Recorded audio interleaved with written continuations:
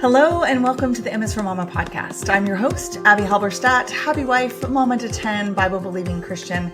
And on today's episode, we're going to do something really fun that's a little different than a normal podcast episode. And I'll tell you more about that in just a second. But first, I want to talk to you about our podcast sponsors. Of course, you know that we love Voetberg Music Academy. And if you're wondering if all that time and money and reminders to your kids to practice their music lessons really are worth it, let me tell you, it always is worth it when you're paying as little as $35 a month. You can use my code MS4Mama20 to get 20% off each month that you're enrolled in Voetberg Music Academy lessons. And you can share those lessons between siblings in all 5 of the musical instruments that they offer lessons in. And the best part is they can do this together in a like-minded community of music lovers. No more isolated lesson practicing. Instead, your students can learn together, practice together, and even join with others in the Voetberg Music Academy community to support each other and encourage each other and cheer each other on. Your kids can even use the Voetberg method to earn rank pins and badges that are mailed to their front door. And if your kids are anything like mine, they love getting encouraging things in the mail. So that would be a great way to spur them on to learn even more. You can learn more about Voetberg Music Academy at the link in my show notes. And also don't forget to use the code MS4Mama20 to get 20% off each month that you're enrolled. I also want to talk to you about our favorite non-traditional healthcare, Christian healthcare ministries. Our family has been with them personally for over 6 years, and they have done a wonderful job of helping alleviate that scary feeling of trying to find the right healthcare for your family. You can customize your needs with their various programs and even get care for as little as $92 a month, as well as know that you are being prayed for and can pray for like-minded believers who want also to have their health needs shared, but in a non-traditional way by other Christians. You can enroll today at chministries.org. Hey friends, so I thought it would be fun to do a version of What Do You Want to Know Wednesday, which is the Q&A that I do on social media every Wednesday, where instead of typing it out in tiny words on a slide, which I will also do on social media, I would give you an option to get the questions that you want answered done so in a conversational form here on the podcast. So this is What Do You Want to Know Wednesday, M is for Mama podcast style. And I'm going to answer a couple of your questions today. And if it goes well, maybe we'll turn this into a regular thing. You guys can send me an email or leave me a review or send up a smoke signal or something to let me know that you enjoy this if you do, and we might make this a regular bit. So the first question that I had submitted that I wanted to address was how to turn the mood of the home around after you've had a bad attitude and it's affected the kids. Well, I wouldn't know anything about this because I've never had a bad attitude and it's never affected my kids. So, I'm kidding. I am so kidding. If you guys were like clicking away from the podcast in a millisecond, I don't blame you. Anybody that says that they've never experienced a time when they've lost their temper or had a bad attitude or, sleep deprivation or whatever it is that we feel like has led to a downer mood in our home or kind of a cloud of anger in our home, or everybody's struggling, everybody's crying, everybody's falling apart. Because we as mamas are the thermostat of our homes, or at least we should be. We should not be the thermometer. We should not be rising and falling with the emotional temperatures of our children or our husband or anyone else that enters our home. The goal should be, as unto the Lord, to maintain a constant and steady, joyful spirit. But remember, I just said that's the goal. That's not always the reality. And there are a lot of factors: postpartum hormones, running late and having too much on your plate, not getting enough sleep, poor choices, our own sinful natures and our selfish desires for things that we're not getting that can contribute to overreacting, reacting in anger, being sulky, passive aggressive, whatever leads to that downer of a mood in your home. We all know what that's like. And so what do we do about it? Well, one, we repent. We acknowledge what we've done as sin. We confess it to the Lord and to the people that we've sinned against, and we ask for forgiveness. And once we've done that, we can leave that sin in the past. We can leave that bad day behind us, and we can take practical steps toward turning it around. And some practical steps I would suggest would be turning on worship music and having a dance session to it, or making cookies while listening to worship music, watching silly videos on your phone of animals. My kids love to watch those, and we're always giggling with the monkeys or the mongooses or lions or whatever are doing, going outside and getting some vitamin D with your kids, going on a family walk, reading a book aloud together, stopping and praying together, and saying scripture together, or memorizing a verse together about controlling your tongue, or taking every thought captive to the lordship of Jesus Christ, or not sinning in your anger. Because sometimes as moms, we do get angry and it's justifiable. We do get angry and it's righteous. We're upset because one of our kids hit another one of our kids, and we are not happy that one of our kids has sinned against another one of our kids.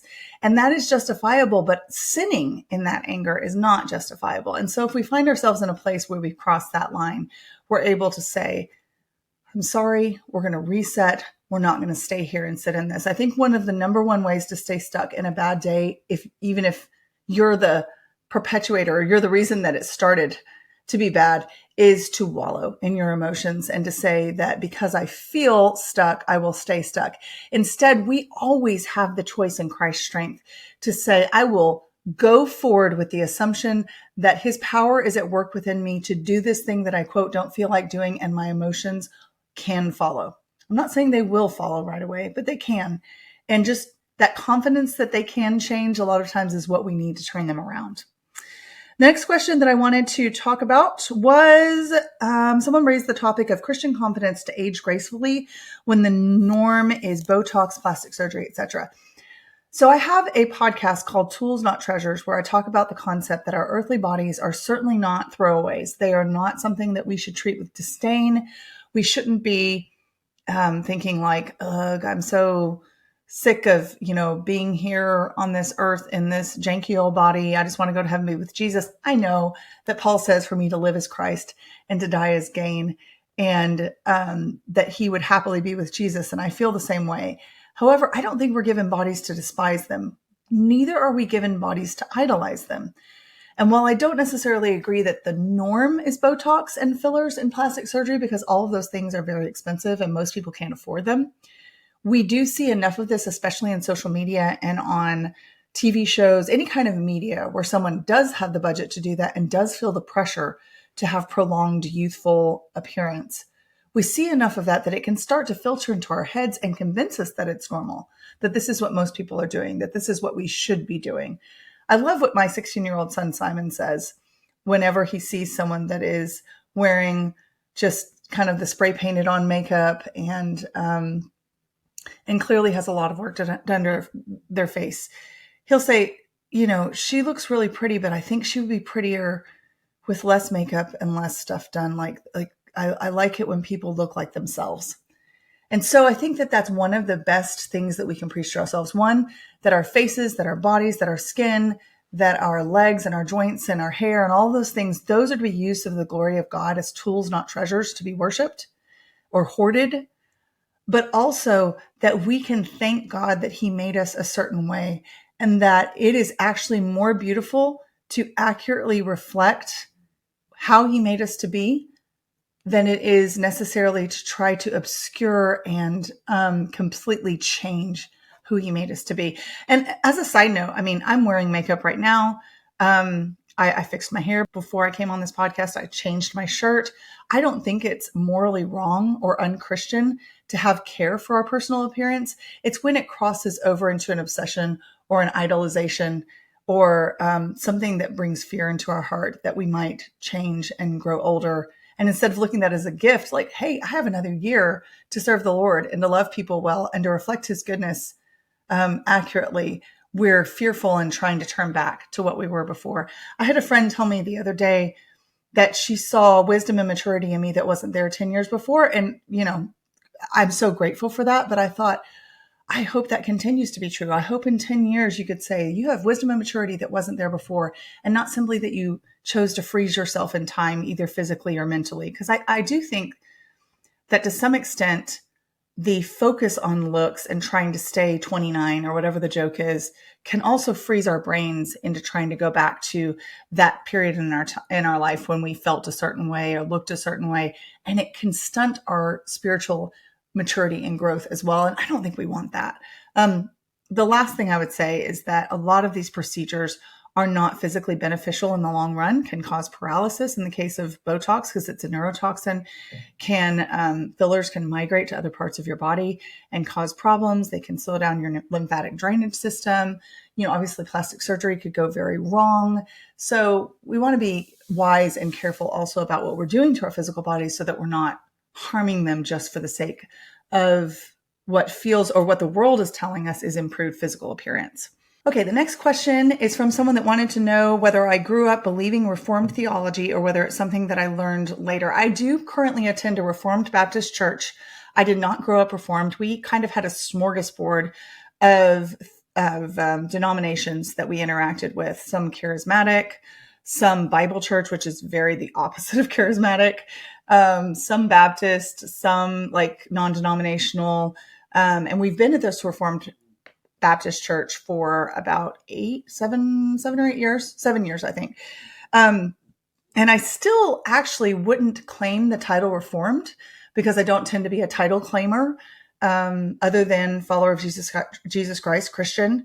But someone else asked me a question about having more theology content on my podcast. And I am going to have my very kind, very articulate, very smart, and very educated Reformed Baptist pastor come on my podcast soon. So I'll be able to give you a longer answer on that. This is Reformation Month, when Martin Luther nailed the 95 Thesis to the door of the church. And so that's kind of on brand, on theme for the month that we're going to talk about Reformed theology. Because I know you guys I get questions about that all the time. Anytime I mention we're attending a Reformed church, I get lots and lots of questions. So we'll answer that in long form coming up soon. The next one is a question that I get asked all the time. And I always feel like it's an interesting one to me. And it is favorite age gap between your kids. And kind of how you would choose to plan for those gaps. So if you've listened to number 2 podcast on the MS for Mama podcast, you kind of heard about our philosophy of open-handedness with kids and how they came along in the Lord's timing. And if you've listened to my podcast from last week, you know that we would happily have more, but we've experienced a couple of miscarriages in the last couple of years. And my body is not cooperating with that. And so we have never done too much. We've had some periods where we practice natural family planning for spacing, but we've never done too much to plan when our children came. Very little, honestly, to plan when our children came. And even at times when I was younger and we just had a set of twins and it was kind of like, Lord, it'd be nice if we could have another 3 or 4 months before I got pregnant again. The Lord sometimes said no. And we were, our answer to natural family planning was, this is when I want you to get pregnant. And 2 of those times, both of my sets of twins, I believe I ovulated twice, and we ended up with twins from my ovulating twice. So even when you're following some sort of pattern, even when you're following some sort of, indication from your body's natural cycles, it doesn't necessarily mean you're going to get the quote answer that you were asking for a little more time or whatever. So none of our kids have been planned in the sense that we said we want to be pregnant by next June, or we'd like this big of a gap and we're going to do everything in our power to make sure we have that big of a gap. Or, we're trying for kids starting at this time and seeing when we have them. We've never done any of that. Not once with any of our kids. So I, as a result, do not have a strong opinion on age gaps.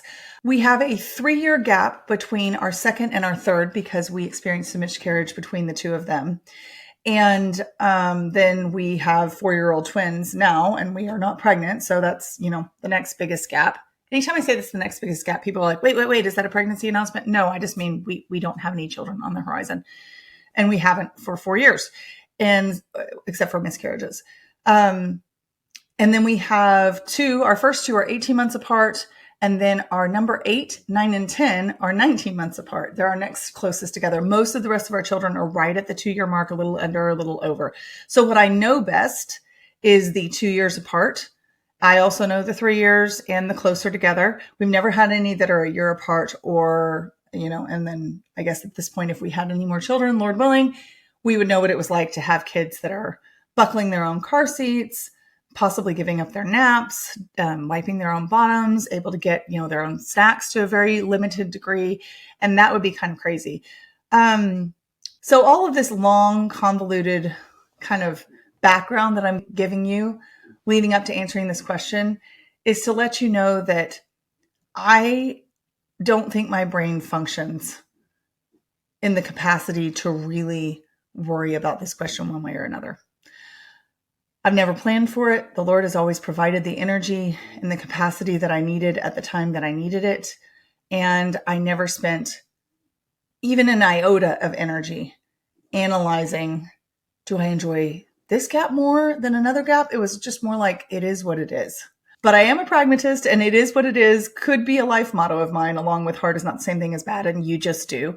So maybe I'm not the best person to ask. I have enjoyed different aspects of different age gaps. It's certainly a little bit easier, I will say, when you've got a child who is a little bit older. Very close together is hard.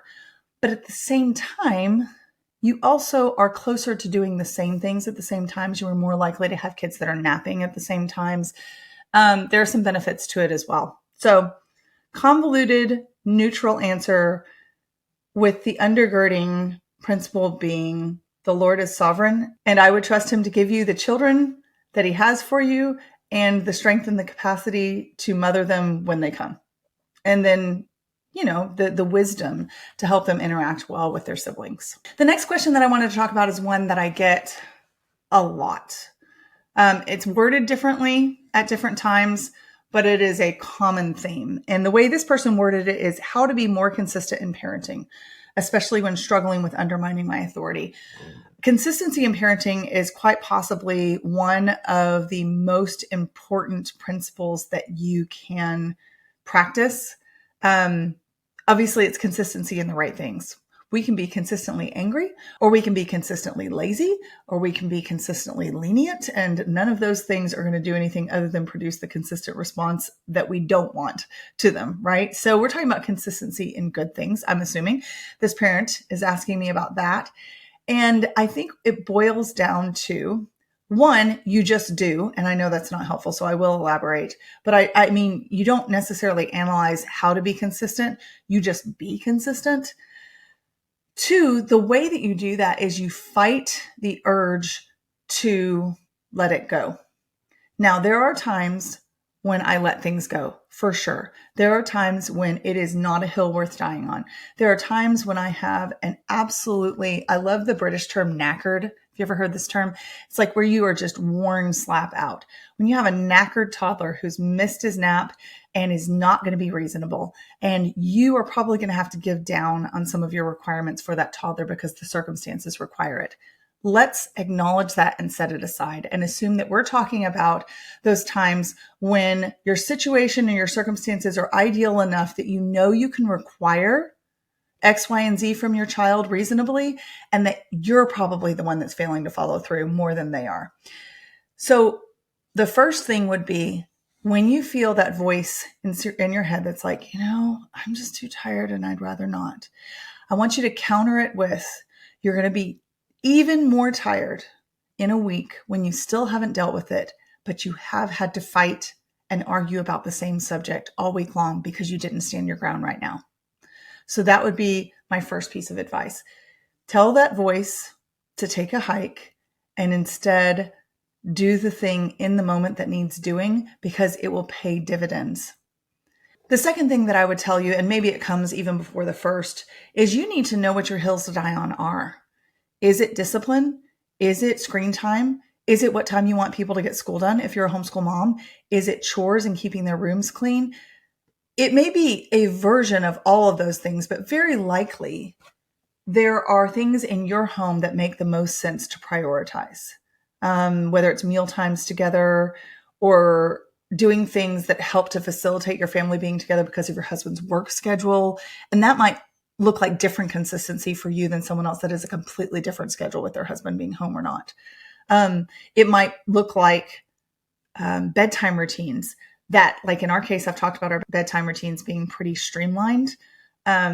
that we just, with the number of kids that we have and the schedule that we have and the homeschooling family interactions that we have through the day, that we don't do just tons of long drawn out bedtime routines. And that is a source of peace and sanity in our home. And we make sure that we are investing during the day. We're not investing at night. It's just not drawn out. I have literally read a book where the man told his readers that bedtime was where they were supposed to be investing all of their energy. And if they did not go from child to child in every room and consistently give them a very long period of individualized one-on-one attention, that they were missing out on the most important interactions of the day. And I am not going to tell you that. I'm going to tell you that you have discernment to know which things should be priorities in your home, should be the things that you put at the top of the consistency list. And those are the things that you don't compromise on, unless you find yourself in a situation like I was describing, where requiring, like in Europe, when we were on a long travel day, you better believe my toddlers got more snacks than they normally got. It's because you have to recognize the capacity of your children and have some compassion when they've reached it. And being like, no, this is the only way we do things. These are our priorities. Therefore, we're sticking to them, even though the circumstances are extraordinary. Probably not wise. But the rest of the time, know your family's priorities and be willing to say no to that voice that says, take the ease now and deal with the mess later. Instead, say, do the hard thing now so that there won't be as big of a mess later. That's my encouragement to you. Okay, the next question that we have is one that I get asked all of the time, and I actually do have a podcast on it. Something about filling our kids' love tanks, I think is what it's called. But it says 4 kids in our family and would love more, but fear I'd lose who they are. Thoughts? So my thought is that while this is possible, it's kind of going to be a throwback to what I was saying earlier. We need to trust the Lord that if He has children for us, He will supply all that we need. And that includes the capacity to see them as individuals. I know that there are periods in my life where I have found myself thinking, this particular kid has not gotten as much of my attention recently. Part of it is because he or she is not asking for it as much. But we can't just say they don't seem to need me as much right now as so-and-so or such and such. Instead, we can say, I notice that they're not seeking me out as much. There could be a variety of reasons for that. They could be just rocking along in life, happy to play with siblings, and genuinely don't need as much of my attention. They could be feeling like they need my attention and just aren't capable of expressing it. They could be shy about something or working through something. And so when I think, I haven't done as much with Honor as I have with Theo or Shiloh recently, just by way of example, I can, as a mom, choose that moment to be intentional and say, hey, Honor, you want to play a game of pool? Which Honor loves to play pool. So we go and we play pool, and he is a chatterbox, but he's also pretty easygoing and even-keeled, sweet-natured, cheerful. So he's not going to be the squeaky wheel a lot of times. So you can just go in there and he will tell you his life story. He will ask you questions. He will chatter away to you. And you can have this wonderful moment of connection, or 30 minutes or whatever it is, just because you chose to ask him to do something with you. I can tell you so many specific details about each of my children's personalities, each of their preferences, each of their fears and their struggles. Can I tell you all of them? No mom can. But I know my children inside and out. And it's one, because we spend a ton of time together.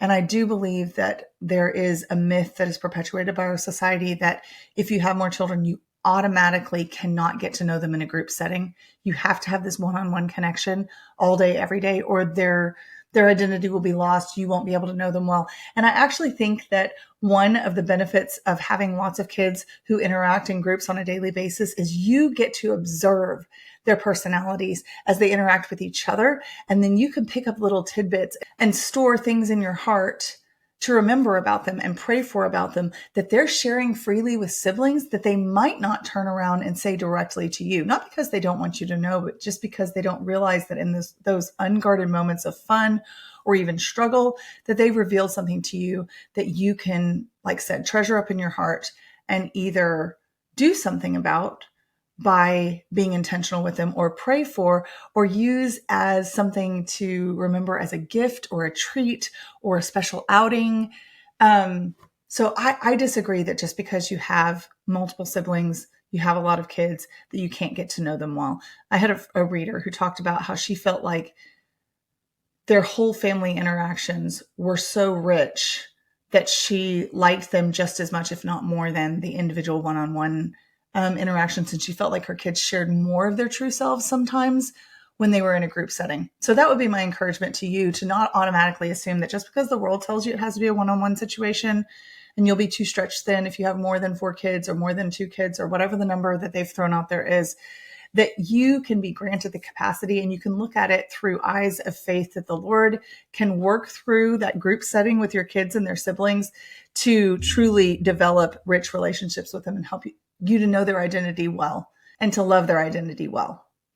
Another question that someone asked me was about an event that I just finished speaking at.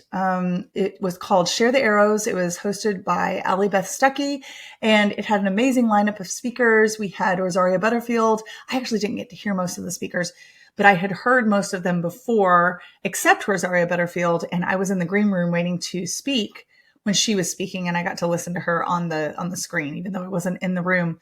So Rosaria Butterfield, who is fantastic. I encourage you to seek out her resources if you are not familiar with her yet. Elisa Childers, who I've done another event with and been on her podcast and had her on my podcast. She's fantastic as well.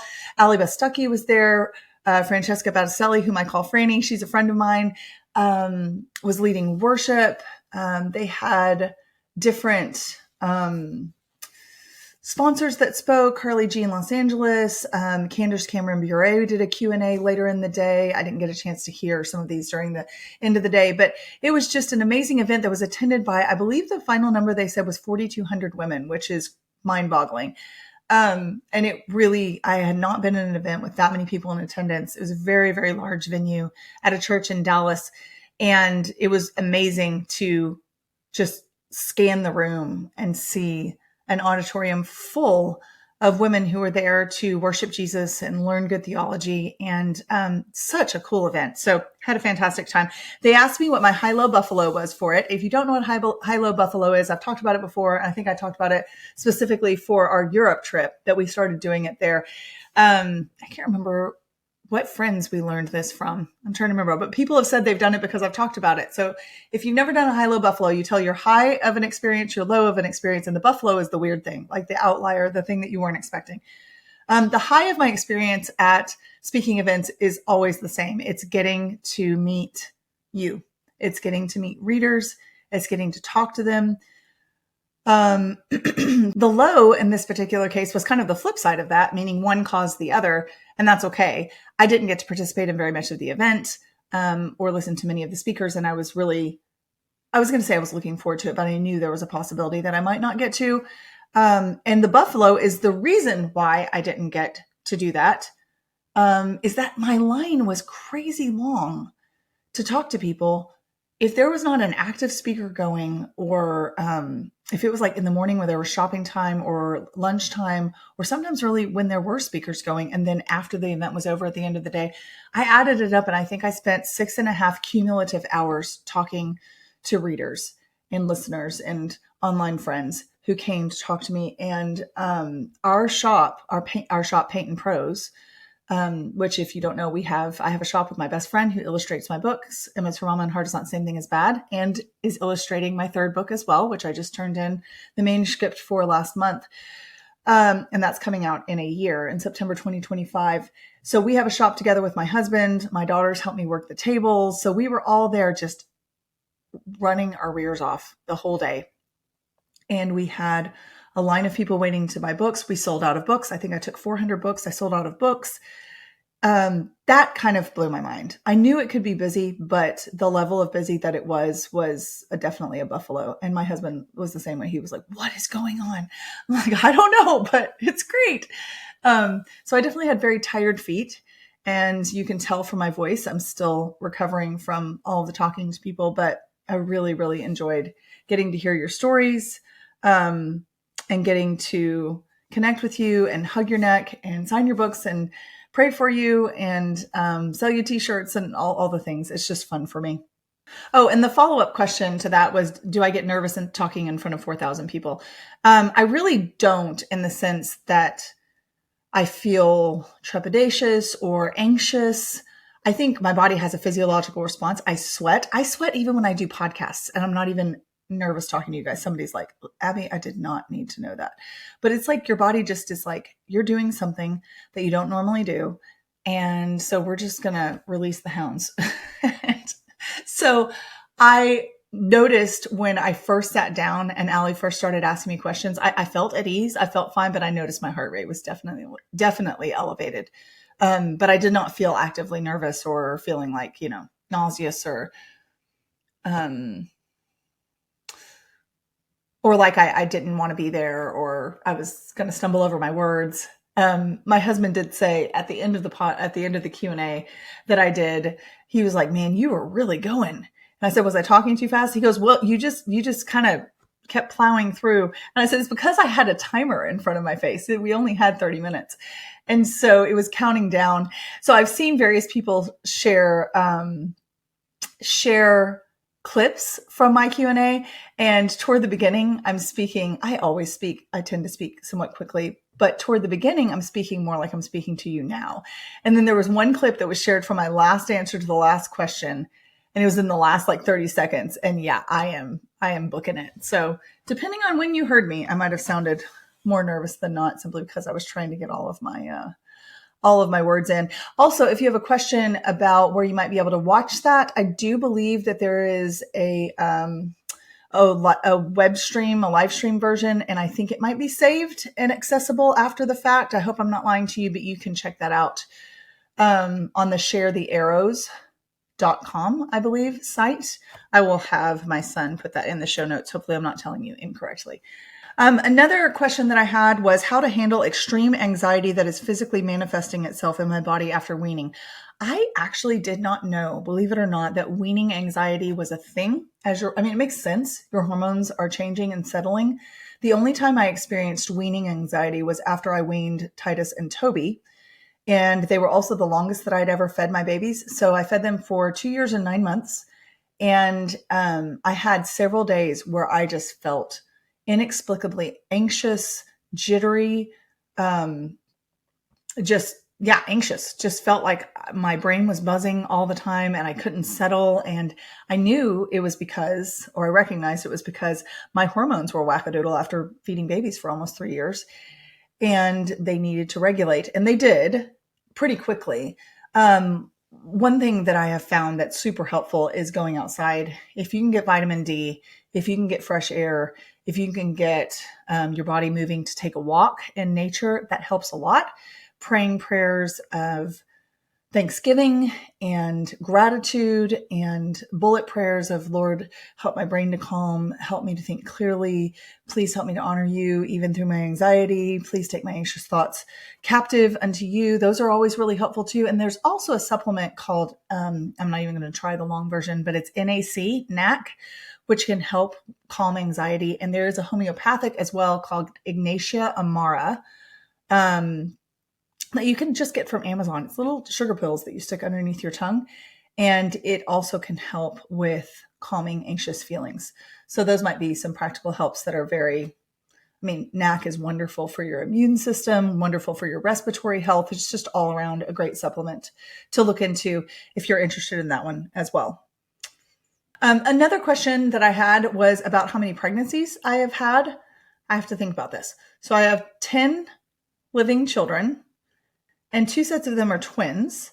So that's 8 pregnancies. And then I have also miscarried 4 times, including the twin that we lost at 8 weeks to vanishing twin syndrome when I was pregnant with my number 6, who is Theo. So that is 12 pregnancies. Well, that's 11 pregnancies total because the vanishing twin syndrome situation, I was already pregnant with Theo. So it wasn't a separate pregnancy. So I've been pregnant 11 times and have miscarried at 8 weeks with the vanishing twin, 13 weeks. That was my first miscarriage. Very early, like 4 weeks. And then I had a delayed miscarriage or a missed miscarriage where I didn't actually miscarry until 11 or 12 weeks, but the baby had died at 6. That's what happened this past summer. And how do you manage pregnancy with littles around. So I have relatively straightforward pregnancies. I don't think that pregnancy as a general rule is something I would label as easy. It's a lot of changes in your body. You are growing an entire human or sometimes two humans. But I have pretty straightforward pregnancies. I'm able to do most things that I could do before with some modifications. I don't get debilitating nausea. I get very tired in the first trimester, but that's pretty normal. Like tired, like fall asleep in the middle of reading a sentence while I'm reading to my kids, tired, and you just feel kind of loopy. Typically for that, I will power nap during my littles' nap times. So when I only had small children, I would coordinate all of their nap times. And if you're like, how in the world does that happen? Let's go back to the consistency. For me, having coordinated nap times, so I would have a time of the day when all of my very small children were asleep and did not need my care, was a high priority because I needed to recharge. I needed, if I weren't pregnant, that might be a time when I could get something done that was harder to do when small children were awake. And if I was pregnant or newly postpartum, that's a time when I would lie down with the baby, or I would take a 20 to 30 minute, or sometimes an hour. If I was just exhausted, I would keep sleeping if I had the time, but usually a shorter nap, because there is science behind. I think I've heard the optimal time is like 14 minutes, which may sound insane because many of you are thinking, one, I can't nap with a flip, and two, if I do, it takes me forever to fall asleep. However, I don't have trouble falling asleep. In fact, I feel like I lay my head on a pillow and drop like a stone into unconsciousness. So I would take 20 to 30 minute power naps and then would feel much better afterwards and could usually, go on with my day. I also consistently exercised while pregnant, which may sound a little bit counterintuitive, like, well, wouldn't that wear you out more? Or that sounds like more strain on your body. But I often found that it helped regulate my hormones, give me energy, and give me an endorphin boost that gave me a lot of motivation to get through the rest of the day. And I enjoy exercising. So looking forward to that, and also getting a little break from the kids because they would be in the gym childcare, which is literally on the other side of the room that I'm teaching in. So we're separated by a wall. I know where they are. I'm right beside them. They can come get me if they need me, but I'm getting my exercise in, getting some interaction with adults, and getting some endorphins flowing and getting the energy levels boosted, and also the physical benefits, obviously, while you're pregnant, of exercising are good as well. So those would be the big ones for me. Those may not translate to your lifestyle or your preferences, but those are my answers for that one. Another question I had, and I'm just going to do a couple more. Another question that I have was about our rules for teen dating. So we actually have not had any official teen dating in our house, and I'm kind of surprised because I have two very handsome, very outgoing social boys in my home, Ezra and Simon, and they are very much so interested in getting married. They're very much so interested in the opposite sex, but they have not found anyone that they are interested enough in officially dating to call it the full thing. We've had romances, we've had close friendships, like special friendships. We've had interest that's been expressed, but there's never been any true exclusivity, I would say. And so for my oldest, who is a legal adult, we would just have encouragement for him. We would no longer have absolute guidelines unless it was involving our family home. In that case, the encouragement for him would be that he get to know a young lady in the context of her family and our family. I really think that it is so much easier to see true character and how people, it's kind of like I was talking about with the sibling dynamics. You get to see how they interact with various people, and it actually reveals more of their character to you, not less. And so seeing how a potential love interest interacts with her parents, with her siblings, with you, with your children, your son or daughter that's interested, with their siblings, is a really telling thing. And so my encouragement would be group settings and family interactions to begin with, and have that be the focus. And so that's what we've done. Anybody that they've been interested in has just kind of been someone that our whole family knows, but it's never gone far enough that they were coming over to our house regularly or anything like that. And but for anybody that's not a legal adult, our guidelines are that it must be a group setting, and that they're not going off by themselves with a person of the opposite sex. And that has been adhered to at this point because it just hasn't ended up being a big issue. But that would be kind of the hard and fast. We're not doing one-on-one dates at night in cars by yourself without groups present, without friends present, until this is a situation where you are old enough and mature enough and wise enough to make godly choices for purity and for safety, and you're looking toward marriage, because we are definitely conveying to our kids that dating is not some sort of hobby or casual pastime, but that the goal would be to get to know someone as a friend for the purpose of seeing whether they could, if you're interested in them romantically, to see whether they could be someone that you can marry someday. So we'll see how that unfolds in the future, but that's where we are in that path right now. Another fun question that I got asked was about twins. Just for fun, would your twins ever be able to fool you and switch places like the Parent Trap? Or is mama's intuition too strong for identical twin mix-up? So both of our twins are identical. Our girls and our boys are, and they could not fool us at all. So I have heard from people whose twins are so identical that they cannot tell the difference. In fact, I had someone ask me on last week's What Do You Want to Know Wednesday, because they were struggling to tell their twin babies apart. And I've heard of people that will paint like a toenail and then label that person, like they'll paint the toenail with the initial of that twin's name so that they know which one they are. But it's also true that in many cases with identical twins, the second twin who comes out and their sibling has paved the way for them, so to speak, through the birth canal, their faces tend to be a little whiter. This is an actual thing. And it's true of both of our sets of twins, that right through the temple area in their eyes, they have a little bit of a whiter bone structure because it wasn't as constricted coming out of the womb, which is kind of crazy that would make that much of a difference. And it does change their face shape a little bit. And I think once you have lived day in and day out with another human being, you just notice the minutia of their differences, whether it's their facial expressions or their personality or the way their hair parts. So Evie and Nola are actually mirror image identical twins, which means they have features that are split. You know, you have the one egg that splits into two. And so one got the left dimple and one got the right dimple. Their teeth have come in on opposite sides. One's hair parts to the left, one's hair parts to the right naturally. So I find that really fascinating. So the short answer for our family is that there's no way that our identical twins could fool us, because they actually do look different. They are very similar in looks, but not so much so that you can't see the obvious differences. And then, I don't know, their personalities and the way they talk and the way their teeth are and just different things are huge tells for me. So I was about to say, I don't think they could pull it off, but they absolutely could not pull it off. And we're going to end with another fun one. We won't end with anything super heavy, but how do we pick our kids' names? So we don't have a deep theological, I have people that are like, okay, it's got to be a Bible name. And then the middle name has to be from like a great grandparent or a hero of the faith. And I think those are great reasons for picking names.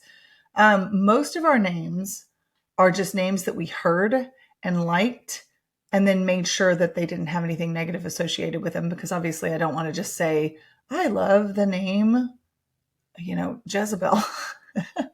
I know that the name Jezebel is a problem, because I know who Jezebel is. I didn't have to go research that. I had a friend telling me the other day about someone who had named their daughter someone from the Bible that it wasn't Jezebel, but it was maybe not ideal.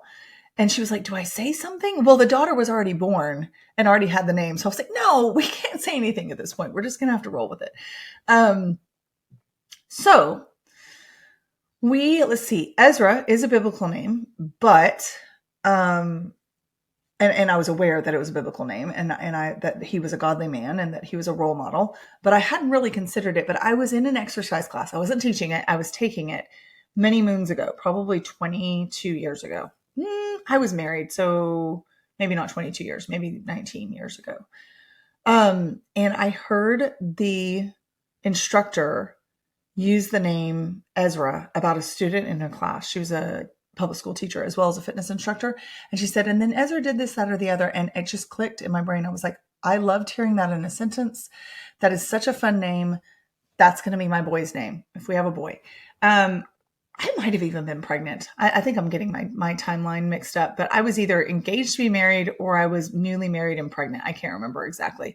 And so we were convinced, wrongly, mother's intuition is not always right, that our first child was a girl.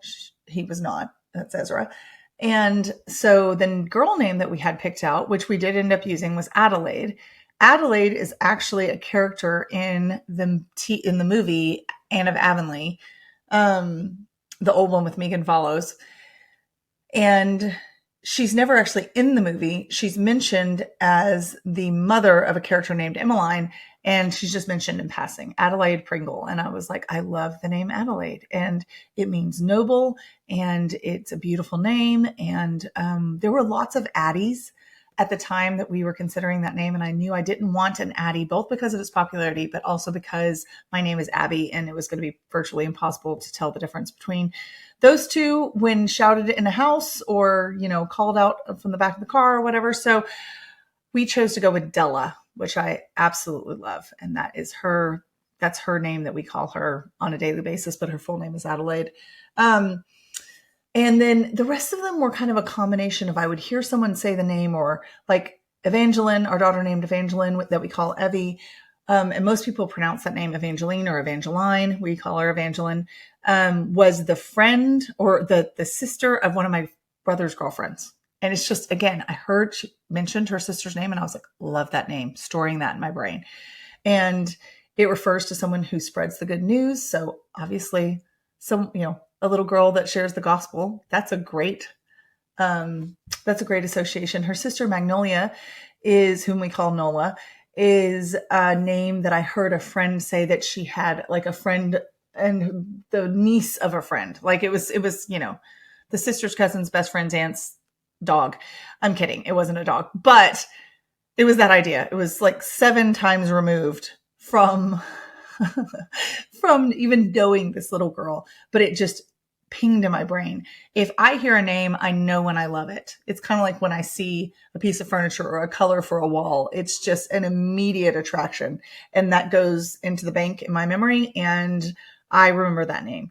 And so we ended up using both of those. Simon was a name that Sean loved and I liked it too. And so that was a easy one for us.